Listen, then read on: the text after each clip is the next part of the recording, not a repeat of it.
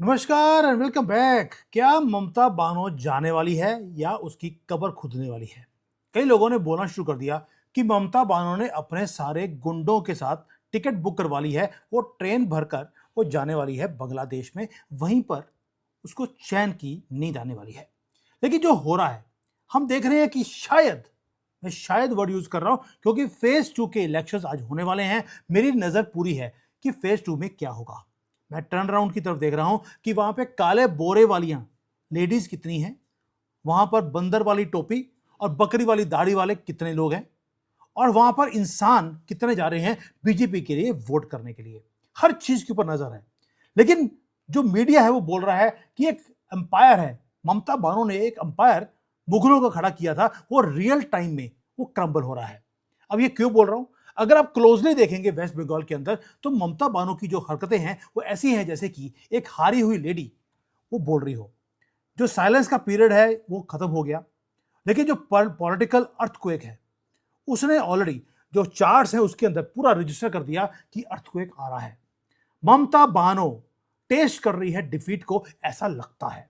इसके एनालिसिस मैं रात को करूंगा 9:30 बजे वाली वीडियो में कि क्या हो रहा है, कितने सीट्स बीजेपी या ममता बानो के आने के चांसेस हैं। But it depends on Hindus कि जाकर वोट करते भी हैं या नहीं करते। वैसे भी गर्मी बढ़ गई है, हिंदू आराम से एसी लगाकर आज शायद हो सकता है सो रहा हो।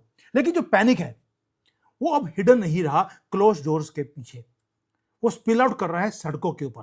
और हर आदमी देख रहा है कि ममता बानो घबराई हुई है। बस हिंदुओं से ये है कि 48 डिग्री टेम्परेचर हो गया, घर में सो मत जाना, क्योंकि अगर आप आज सोए रहे तो परमानेंटली घर में सुला दिया जाएगा, जैसे बांग्लादेश में और पाकिस्तान में हिंदुओं को परमानेंटली सुला दिया गया था। लेकिन आज जो अभी तक फेज 1 में हुआ है, जो पॉलिटिकल रैलीज में हुआ है, उसके बारे में बात करते हैं। क्योंकि हो सकता है कि बिगेस्ट पॉलिटिकल जो उसको बोलते हैं अपहीवल पिछले 15 साल का वो आज हो जाए। राइटिंग ऑन द वॉल है ऑलरेडी। जो मोस्ट शॉकिंग पार्ट है कि जो स्ट्रॉन्गेस्ट एविडेंस है वो कोई बाहर से नहीं आ रहा, वो टीएमसी के अंदर से आ रहा है। फ्रस्ट्रेशन इतनी ज्यादा है कि ममता बानो के चेहरे पे आपको दिखाई देती है। जहां जाती है वो ऊंचा ऊंचा वो गाली ग्रोच पे आ जाती है। टेम्पर आउट ऑफ कंट्रोल है। पुलिस वालों को भी धमकी देनी शुरू कर दी कि आप सीआरपीएफ वालों से आप गोलियां चलानी शुरू कर दीजिए। यानी कि वेस्ट बंगाल की जो पुलिस है उसको बोला जा रहा है कि सीआरपीएफ को गोली मार दीजिए। उस लेडी का आप हाल देखिए, जिहादन का, वो हिंदुओं के साथ क्या कुछ कर रही होगी जब वो अपनी पुलिस को सीआरपीएफ और मिलिट्री के ऊपर गोलियां चलाने के लिए बोल सकती है। वो माइक का जो ऑपरेटर है रैली में गई, वहां पे उसके ऊपर गाली गलौज करनी शुरू कर दी। फिर जो लॉयल पार्टी के वर्कर्स हैं उसके साथ गाली गलौज किया है। और जो रैलीज के अंदर जो उसके आखिरी वर्ड्स थे वो ये थे, अगर मुझे वोट करना होगा कर देना, नहीं तो अपनी माँ बहन कीजिए। वो वाला हाल था इसका। ऐसा लगता है जैसे कि एक फेयरवेल स्पीच वो दे रही हो। क्राउड को क्या बोलती है वो कि अगर हमारे रास्ते दोबारा मिले, अगर रास्ते दोबारा मिले, ये जीता हुआ आदमी की लैंग्वेज है या एक कॉन्फिडेंट जो लूज करने वाला आदमी है, कॉन्फिडेंट लूजर राहुल गांधी की तरह, ये उसके वर्ड्स हैं। अगर हम कभी रास्ते में मिले तो हम दोबारा से बात करेंगे। दोस्तों, मेल्टडाउन इतना ज्यादा हो गया है, जो उसका स्ट्रॉन्ग होल्ड है भवानीपुर, वहां पर खड़े होकर स्वामी नारायण टेम्पल था, वहां से पीछे से टेम्पल से थोड़ी सी आवाजें इसके कान में चली गई, वही जय श्री राम या कोई चला गया होगा, टेम्पर लूज कर दिया। अगर कोई और सीजन्ड लीडर होता जिसको लगता कि मैं जीत रहा हूं, वो इन चीजों को इग्नोर कर देता। लेकिन इसका जो कूल था, उसका दिमाग था, वो बिल्कुल खराब हो गया। क्योंकि वहां पे लुल्ला लुल्ला जो होता है ना, 5 बार करते हैं टड्डू पोज में, वो नहीं सुना, जय श्री राम सुन गया इसको, और इसका दिमाग हो गया खराब। और वहां पर इसने बोला मैं ह्यूमिलेट फील कर रही हूं कि मेरे दिमाग, मेरे कानों में ये लुल्ला की आवाजें नहीं आ रही। And she left the stage in frustration. उसने अपनी ही रैली को अबंडन कर दिया। और सामने कौन बैठे थे? वही जाली वाली टोपी वाले और हरे रंग के गंदे कपड़े डाले हुए एक कम्युनिटी जो इससे प्यार करती है और इसका हलाला हरोस करती है। उन बेचारों को बिना हलाला किए ये छोड़कर आ गई। जब स्टेज के ऊपर आप अपने अपने लॉयल जो लोग हैं उसको छोड़ देती हैं, उसके बाद बाहर निकलकर अपनी ही अथॉरिटीज को गालियां निकालनी शुरू कर दी। जब पॉलिटिशियन अपने पुलिस को, अपने लॉयलिस्ट को गालियां निकाले, इसका मतलब है आप खुद, आपको लगता है कि आप हार जाएंगे। पुलिस, जो बंगाल की पुलिस है, मैंने पहले बताया क्या बोला कि अगर आपने सीआरपीएफ को नहीं रोका तो मई 4 के बाद आपका क्या बीजेपी हाल करेगी, उसकी आप अभी से तैयारियां करनी शुरू कर दीजिए। इसलिए अगर आपको अपनी नौकरियों को बचाना है तो आपको सीआरपीएफ को रोकना पड़ेगा, आर्मी को रोकना पड़ेगा। ये ब्लैटेंट डेस्परेट थ्रेट है, जो फियर है ममता बानो के अंदर, उससे ये आवाजें निकल रही हैं। दोस्तों, अब जो ये टेरर है ममता के दिल का, पहले तो टेरर था जो हिंदुओं के दिल में था, अब हिंदुओं के दिल से तो मोदी जी ने टेरर को खत्म कर दिया। अब ममता के दिल के अंदर जो टेरर है वो स्प्रेड कर रहा है। अगर आप पॉलिटिकल रैलीज देखें, वो फ्रैक्चर हो चुकी हैं टीएमसी की। इवन की जो ऑपोजिशन है, इंडी अलायंस, वो भी सारा फ्रैक्चर हो चुका है। सडनली राहुल गांधी आते हैं और ममता बानो बिल्कुल घबरा जाती है। पैनिक आया था राहुल गांधी के नाम पर। पहले तो ये बड़े इकट्ठे होकर, हो सकता है एक दूसरे का हलाला भी कर रहे हो, राहुल गांधी और ममता बानो, क्योंकि दोनों सिंगल है। लेकिन जो टीएमसी के हैवी वेट्स हैं, उन्होंने राहुल गांधी को अटैक करना शुरू कर दिया। क्यों? क्योंकि राहुल गांधी ने एक्सीडेंटली लीक कर दिया एक एब्सोल्यूट ट्रुथ को। उसने एक रैली में बोला कि ममता बानो जा रही है, और उसने बंगाल के अंदर ममता बानो की गलतियों के कारण बीजेपी की एंट्री बंगाल में होने वाली है। और वो बीजेपी को राहुल गांधी बोल रहा है कि ये ममता बानो की जो ये जिहादन वाली जो गवर्नमेंट है, इसको गिरवा दीजिए, आप ही आने वाले हैं। जब आपका अपना ऑपोजिशन का अलायंस का आदमी आपकी रैली के ऊपर वो तंज कस रहा हो और आपको बिल्कुल चिथड़े उड़ा रहा हो, इसका मतलब है कि आपकी कश्ती डूबने वाली है। ये टीएमसी वाले इसीलिए आज राहुल गांधी को अटैक कर रहे हैं। दोस्तों, कितने सालों से, 15 सालों से हमने देखा कि ममता ने एक ब्रांड खड़ा किया है।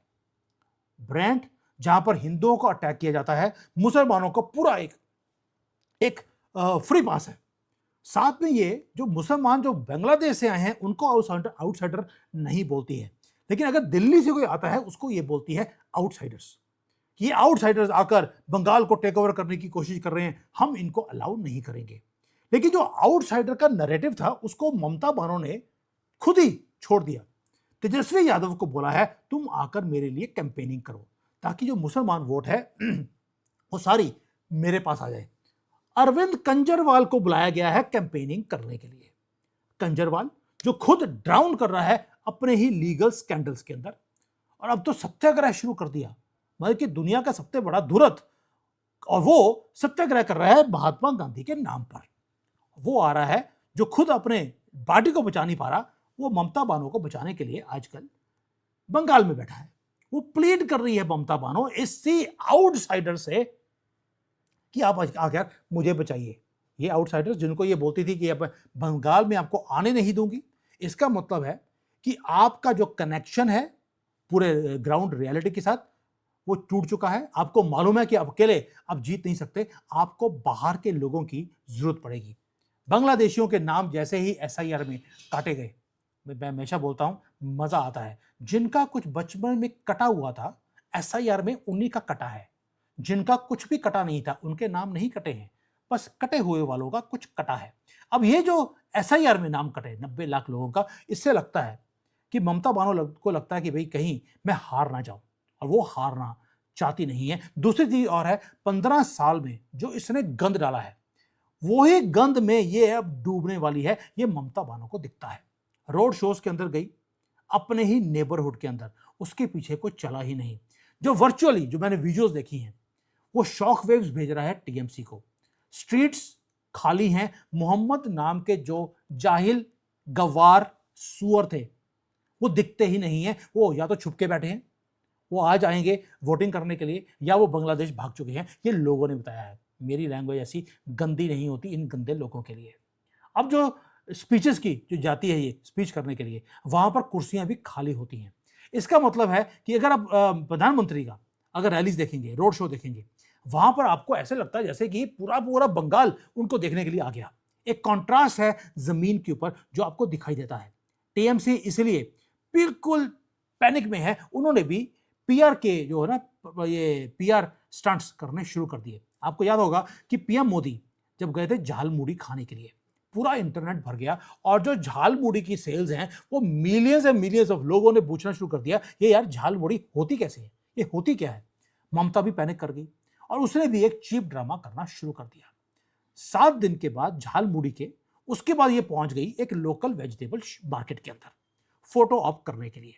वो मार्केट जिसके अंदर ये 15 साल में कभी गई नहीं, वहां पर ये सब्जियां खरीदने चली गई।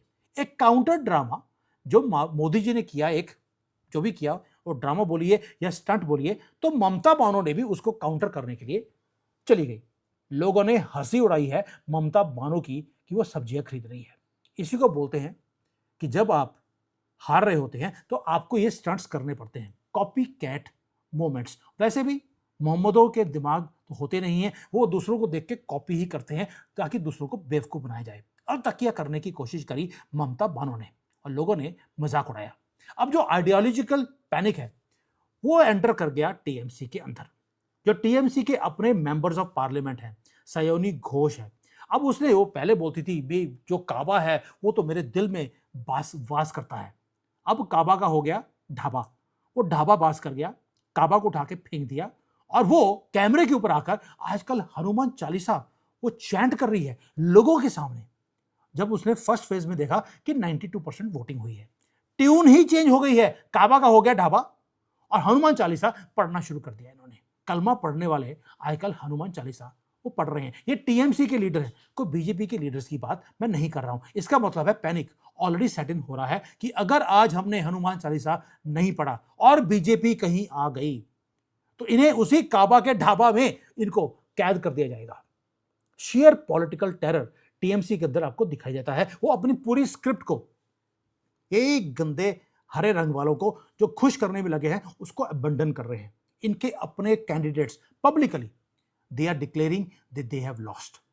जो इनका एक और टीएमसी का कैंडिडेट है बारन बिस्वास, उसने रिकॉर्ड के ऊपर आके बोला है कि टीएमसी हारने वाली है। उसने बोला कि टीएमसी के जो पुराने वेटरन जायंट्स हैं वो अपनी अपनी सीटें इस बार हार जाएंगे क्योंकि 92-95% वोटिंग उस एरियाज में हुई है। जब इनर सर्कल आपका ऑफिशियली डिक्लेयर कर दे कि आप हारने वाले हैं, टीएमसी ऐसे ही नहीं है ममता बानो आज पागल हुई हुई है। और टीएमसी का जो एमपी है यूसुफ पठान ने तो आके बोल दिया कि बीजेपी को कोई भी गुजरात के अंदर जैसे 50 साल कोई हरा नहीं सकता। भाई कट थ्रोट कंपटीशन चल रहा है बंगाल के इलेक्शन में और आपके मंत्री मोदी जी की तारीफें गा रहे हैं गुजरात को लेकर। ये डिक्लेरेशन ऑफ डिफीट होता है। दोस्तों, एनिमी को आप कभी भी जीतने के लिए आप ये नहीं बोलते कि यार आपका एनिमी इनविंसिबल है कि गुजरात में एक बार एंटर करे तो 50 साल वो बाहर नहीं निकल सकते, और अगर कहीं बीजेपी बंगाल में एंटर कर गई तो 50 साल भी आप इसको हरा नहीं सकते। इसका मतलब है आपकी माइंडसेट में डिफीट ऑलरेडी एंटर कर चुकी है। माइंडसेट पूरा बीजेपी ने टेक ओवर कर लिया और सरेंडर दिखता है कि ये करने वाले हैं। अब जब दिखता है कि भी पुलिस आपकी हेल्प नहीं कर रही, आपके लोग आपकी डिफीट बोल रहे हैं, आपको सब्जियां खरीदने के लिए पहली बार ममता बानो को मार्केट में जाना पड़ रहा है, तो उसके बाद ब्लेम गेम शुरू हो गया। ईवीएम का स्यापा शुरू कर दिया है ऑफिशियली। क्या बोला कि जो ईवीएम है वो उसके अंदर जब आप बटन दबाते हैं तो पता नहीं मिरेकुलसली जो मशीन है वो बीजेपी को वोट कर रही है। प्रूफ जीरो है। Justification for losing the elections already शुरू कर दिया गया है। दोस्तों, साइलेंट पीरियड तो खत्म हो गया, कैंपेनिंग बंद हो चुकी है, आज वोटिंग चल रही है। मॉन्यूमेंटल शिफ्ट आपको दिखाई देता है। मैं कि साइलेंस है कैंपेनिंग की, लेकिन जो नॉइस है दिलों के अंदर की वो शुरू हो गई है। ग्राउंड रियलिटी वेस्ट बंगाल की, आज मैं दोबारा बोल रहा हूं, हो सकता है कि फ्लिप हो जाए, बीजेपी जीत जाए और हमारे सबकी विश है, आई प्रे कि बीजेपी जीत जाए। पता नहीं क्यों मेरी अपनी गट फीलिंग है कि कहीं ममता बानो आज के दिन को खेला ना कर दे, क्योंकि साउथ जो बंगाल है वो स्ट्रांग होल्ड है ममता बानो का, और वहां पर कैंपेनिंग या वहां पर इलेक्शन आज होने वाले हैं। वहां पर हिंदुओं को डराया गया है कि आप बाहर निकले तो आपके टांगे तोड़ दी जाएंगी। जो विस्पर्स हैं वो कुछ और है, जो मीडिया बोल रही है कुछ और है। मीडिया बोल रही है एक क्लीन स्वीप आएगा, बीजेपी 170 200 सीटें वो ले जाएगी, और जब भी मीडिया ये बात बोलती है हमेशा उसका उल्टा होता है। यानी कि मीडिया ने बोला था कि हरियाणा बीजेपी हार जाएगी, महाराष्ट्र हार जाएगी, बिहार हार जाएगी, वो सारी सीटें हम जीत गए। मीडिया ने जब बोला कि 400 पार हो जाएगा, कर्नाटका जीत जाएंगे, हिमाचल जीत जाएंगे, वो हम हार गए। तो जो मीडिया बोलती है इंडियन मीडिया, उसका हमेशा उल्टा होता है, क्योंकि ये हमेशा फॉल्स फ्लैग्स ये दिखाते हैं। और जब बीडीआर ने बोलना शुरू कर दिया कि बीजेपी 170 क्रॉस कर जाएगी, मेरा दिमाग तभी ठनकना शुरू हो गया कि कुछ और हो जाएगा, बीजेपी हो सकता है ना जीते। ये अब हिंदुओं के ऊपर है। एविडेंस अनडिनाइबल है कि वेव अब बीजेपी की तरफ है। जो फोर्ट्रेस है ममता बानो का, उसको हमने हिला के रख दिया है। उसका दिमाग बिल्कुल खराब हो चुका है।